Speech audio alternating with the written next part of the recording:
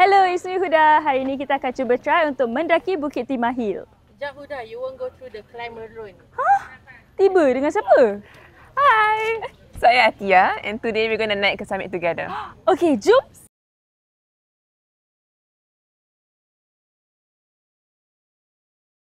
Saya suka buat kerja sukarelawan. Saya sekarang VP kat Mendaki Club dan saya juga terlibat dalam organisasi yang lain lah. So tadi you mention you VP of Mendaki. Aha. So maknanya you suka mendaki gunung kan? Biasalah. Honestly, how does community service shape cara you lihat masyarakat kita? Saya rasa community service adalah satu amanah.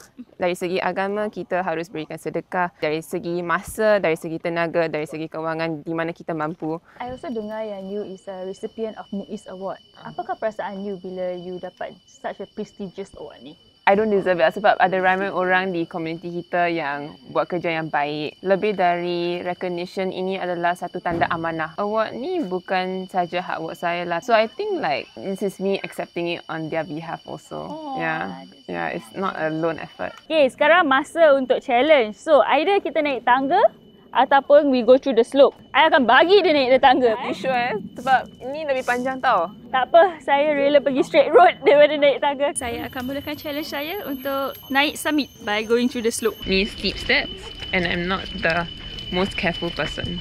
Oop.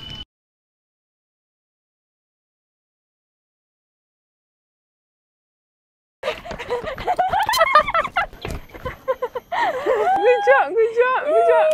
Lepas ni dah sampai summit. Udah okey tak? Penat sikit tapi actually I feel fulfilled and inspired by you. Saya rasa seronok juga dapat mendaki Bukit Timah dengan you.